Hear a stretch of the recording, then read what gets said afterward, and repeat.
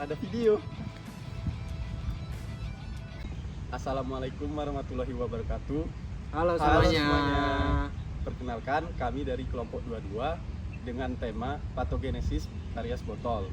Nah, sebelum lanjut, perkenalkan saya Dimas Triyono Putra dengan NIM 04031182126007. Perkenalkan, saya Fajar Ramadan dengan NIM 04031282126022. Perkenalkan, saya Admaraga Saputra dengan NIM 04031282126026.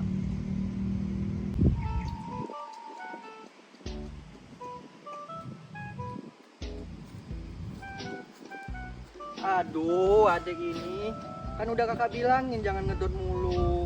Ini nanti kakak bilangin dokter loh. Nah, itu dokternya. Dok, ini dok, lihat adik saya dok. Bandel ya dok. Ini kenapa ya Mas Akmal?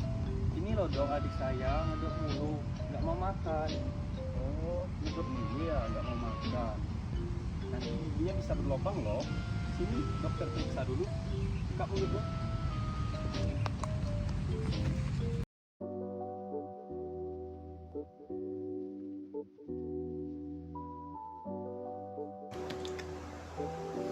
Baiklah, yang pertama ada pengertian dari karies botol atau karies menyusui. Karies botol atau karies menyusui adalah nama yang digunakan untuk menggambarkan suatu bentuk karies. Karies yang paling sering terjadi pada gigi sulung bayi dan anak-anak. Masalah ini ditemukan pada bayi atau balita yang tertidur sambil menghisap botol. Hal ini disebut dengan nursing botol. Botol yang telah diisi dengan cairan manis termasuk dengan susu.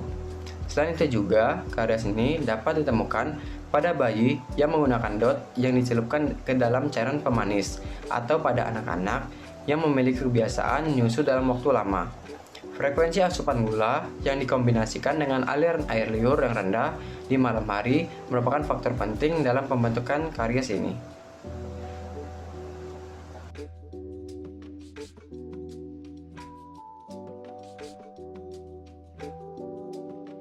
Selanjutnya, etiologi dari karies botol. Penyebab utama karies pada anak usia dini ini adalah paparan gula yang sering dan dalam jangka waktu yang lama terhadap gigi. Paparan ini seringkali disebabkan oleh anak yang tidur dengan meminum susu melalui botol atau sering minum dari botol susu di siang hari. Meskipun kebiasaan pembelian susu melalui botol ini tidak tepat dan menjadi penyebab utama, tetapi kondisi ini juga dapat terjadi pada anak-anak yang diberi ASI dalam jangka waktu yang lama, dan pada mereka yang diberi dot manis, obat-obatan manis, atau minuman buah yang manis. Dan yang paling berbahaya adalah menidurkan anak dengan botol yang diberi pemanis di malam hari. Selain itu, karies juga dapat terjadi pada anak-anak yang menggunakan inhaler untuk pengobatan asma karena kandungan laktosa dalam semprotan tersebut. Dari penjelasan tadi, berikut saya rangkum poin-poin yang menjadi penyebab karies botol pada anak. Yang pertama, tidur dengan botol berisi minuman kariogenik. Yang kedua, minum sesuka hati dari botol berisi minuman kariogenik. Yang ketiga, memberikan ASI secara berkepanjangan. Yang keempat, memberikan dot manis sukrosa. Kelima, menggunakan inhaler untuk pengobatan asma.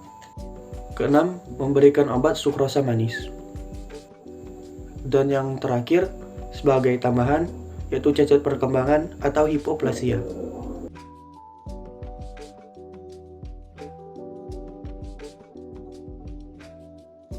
Selanjutnya yaitu patogenesis. Patogenesis karies botol sendiri dimulai dengan terbentuknya plak. Hal ini terjadi karena frekuensi konsumsi minuman manis yang tinggi dan dalam jangka waktu yang lama. Ketika plak tersebut terbentuk, maka akan terjadi kolonisasi bakteri, yaitu bakteri Streptococcus mutan yang merupakan penyebab utama karies. Kolonisasi bakteri Streptococcus mutan yang dapat mendemineralisasi enamel yang menyebabkan suasana asam pada rongga mulut dan dapat menghancurkan permukaan enamel gigi, sehingga mengenai dan terbukanya dentin.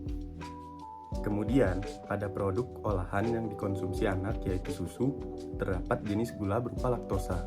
Nah, laktosa adalah salah satu jenis gula yang mudah difermentasi bakteri Streptococcus mutan.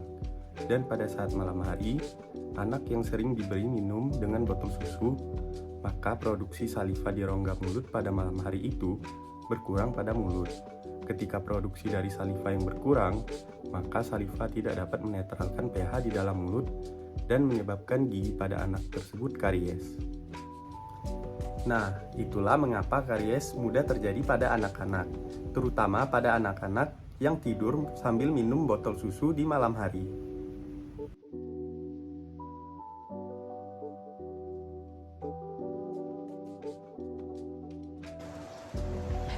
Dan yang terakhir, terdapat gambaran klinis. Bisa dilihat di samping ini.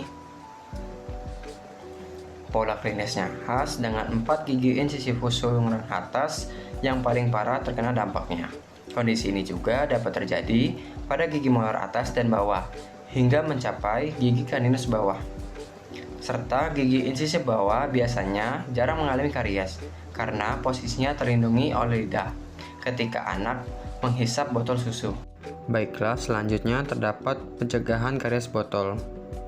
Yang pertama, tidak membiarkan anak tidur sambil minum.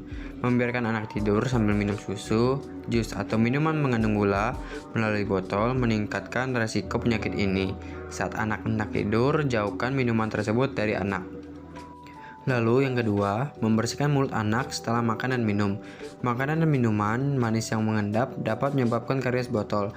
Maka dari itu, segera bersihkan mulut, gusi, dan gigi anak dengan lap bersih setelah mereka makan dan minum. Lalu yang ketiga, melakukan pemeriksaan rutin ke dokter. Pastikan anak rutin periksa gigi bahkan sejak usia 1 tahun. Dokter dapat melakukan pemeriksaan penunjang untuk mendeteksi dan mengatasi karies botol pada anak sedini mungkin. Dan yang keempat, ajarkan minum dengan gelas kecil. Penggunaan botol membuat anak memiliki kebiasaan tidur sambil menyusu. Untuk menghilangkan kebiasaan tersebut, mulai ajarkan anak minum susu pakai gelas kecil sebelum usianya 2 tahun. Sekian video pemaparan dari kami dari kelompok 22 mengucapkan terima kasih. Semoga bermanfaat. Wassalamualaikum warahmatullahi wabarakatuh.